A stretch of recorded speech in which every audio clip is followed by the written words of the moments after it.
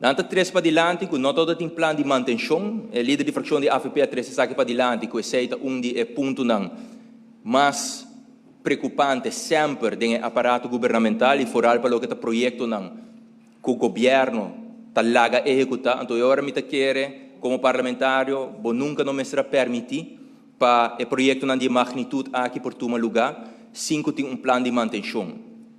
No mesmo momento, para a parte aqui, senhor presidente, a Algemene Rekenkamer está tres para dilante também, que não todo uma conta financeiro, então o risco está hopi grande que a placa está usada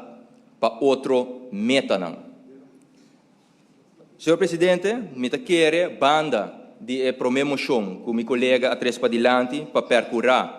para uma investigação guarda assim de instituto público ou instituto privado para o que está a parte financeira e a maneira como o projeto não agora é executado. Nós entregamos outra moção, senhor presidente.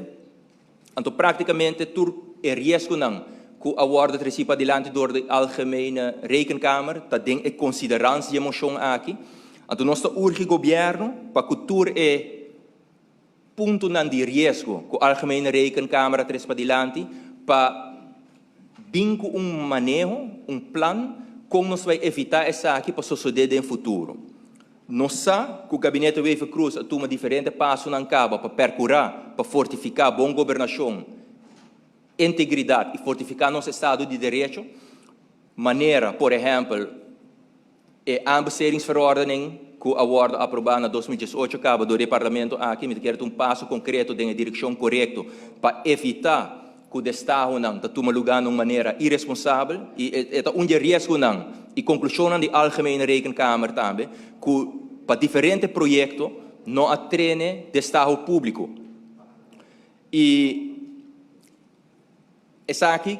consequência, senhor presidente, que o tem placa guarda gastar para projeto não que nem guarda executar que nós urge o governo para vir apresentar manejo especificamente para o que trata projeto de magnitude aqui, para nós poder evitar que a prática aqui siga um lugar no futuro, senhor presidente. Então, me quero também ponto que de parte do parlamento, em todo caso, nós traria, mas quizás o ministro presidente também por elaborar isso aqui. Mas nós é inaceitável, senhor presidente, que ministro que está responsável, em caso aqui, para a execução de projeto não, então nossa papo de 1.600 milhões de florins, está tribi para três diferentes ocasiões,